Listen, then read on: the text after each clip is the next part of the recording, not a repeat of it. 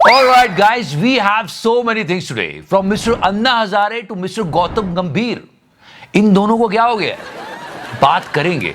But right now, let's talk about something really important. Yes, I'm talking about World War III. Trend कर रहा है social media पे, गोदी media लगा हुआ है. क्या ये होगा? The answer is no. कुछ नहीं हो रहा है. Relax.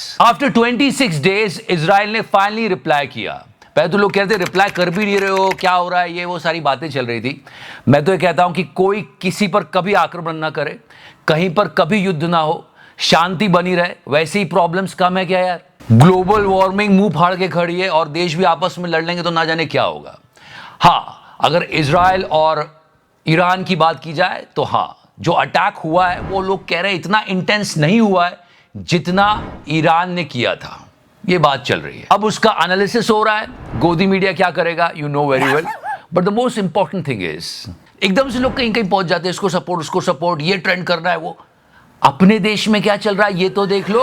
और आज का सबसे बड़ा दुख चल रहा है देश में कि ये क्या हो रहा है क्रिकेट में. इंडिया न्यूजीलैंड सीरीज, लोग दिवाली की सफाई छोड़ के क्रिकेट देख रहे और ये ऐसी नाक कटा रहे. I mean today's defeat was so embarrassing. बन जाते यार रन, थोड़ा तो इंटेंट दिखाते.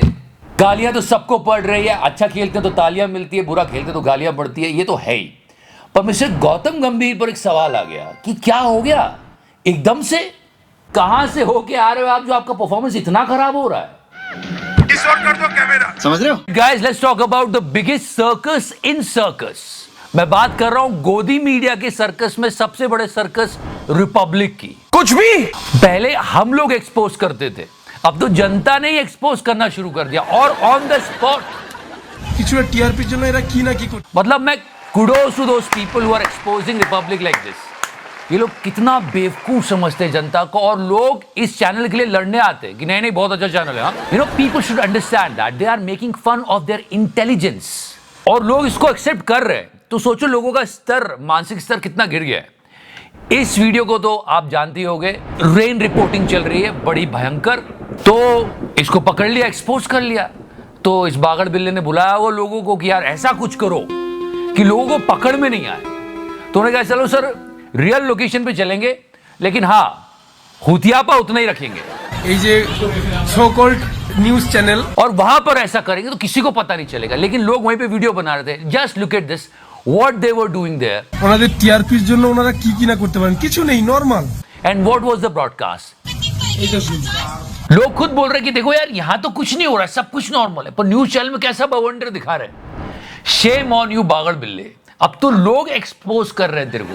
এই আর বাংলা নিউজ চ্যানেলের এই so called, And after doing all these cheap tactics, he will come with the nation's sharpest opinion. Nation's sharpest opinion. फिलहाल my sharpest opinion on Republic is দালাল. and as you know that the Maharashtra election is coming up, the one of the biggest election in the country. और तख्त की परवाह राजा से ज्यादा वजीर को होती है, तो गोदी मीडिया काम पे लग जाता है.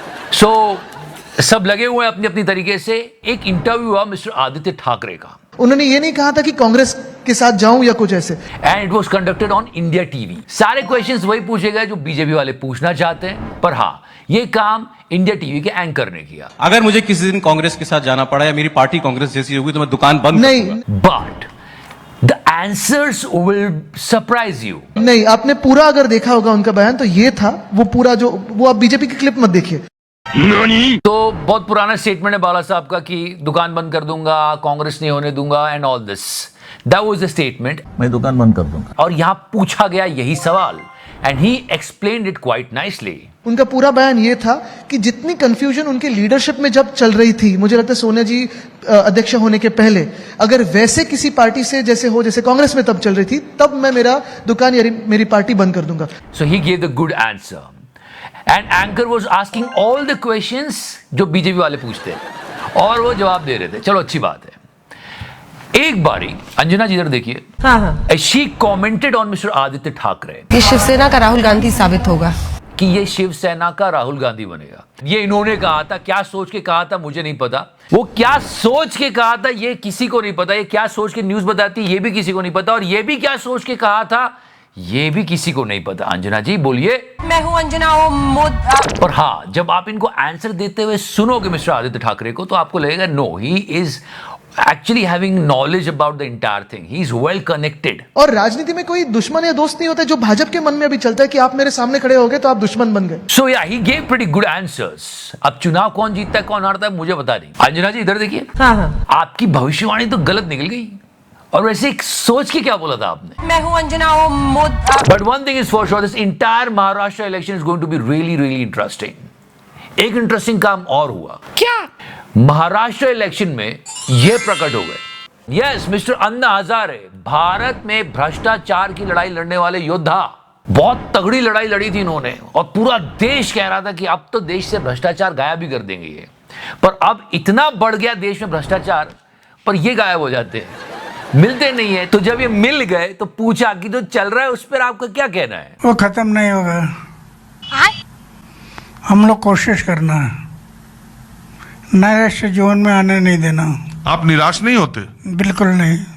उस टाइम के भ्रष्टाचार के लिए आंदोलन और इस टाइम के भ्रष्टाचार के लिए वो खत्म नहीं होगा. No sir, these answers are not satisfactory.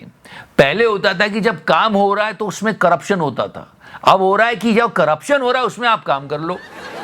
तो mister Anna Hazare in nutshell, क्योंकि काफी दिनों बाद दिखे तो बात तो होनी चाहिए. You know, before 2014 you should talk about corruption, women's safety, inflation, all the important things in the country. But after 2014 क्या हो गया है? पूरा देश हैरान है जी.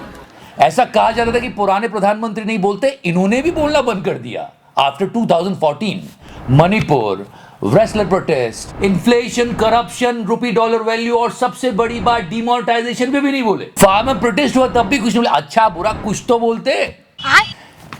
तो या लोग कह रहे हैं कि मिस्टर अक्षय कुमार भी इनकी बायोपिक के लिए तैयारी कर रहे हैं 2014 के बाद. बायोपिक में क्या करेंगे अक्षय कुमार इनकी? ये ऐसे तैयारी होगी. And 24/7 you can hear this thing, विश्व गुरु, डंका बज रहा है and all this. ये जो डंका बजा है ना, ये बहुत धीरे से बजा है. अमेरिका में ही बजा है और कुछ लोग बजाते हुए बहुत अंदर तक चले गए थे. Yes, I am talking about people entering in US illegally. उसमें हमारे देश के बहुत सारे लोग थे. और हमारे देश के लोगों में सबसे ज्यादा कौन सी स्टेट के थे? कौन सी? यस, गुजरात के लोग. इतना विकास हो रहा है गुजरात में, हम सब देख रहे हैं, फिर भी लोग गुजरात में रहना क्यों नहीं चाहते? एक डेटा आया कि अक्टूबर 2023 से सितंबर 2024 तक 90,000 से भी ज्यादा भारतीयों ने अमेरिका में इलीगल घुसने की कोशिश की है. और इसमें करीब करीब 50% गुजरात से थे. मैं सच में जानना चाहता हूं कि ऐसी क्या मजबूरी है? सब तो अच्छा है हमारी कंट्री में, क्यों जा रहे हो तुम लोग?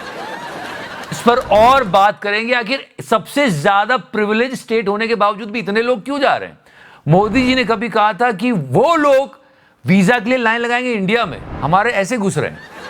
बहुत बड़ी बात है. We gonna discuss it. फिलहाल let's discuss this like button. दबा क्यों नहीं रहे हो?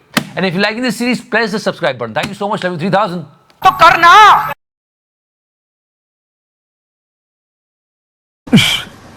आप बताएं.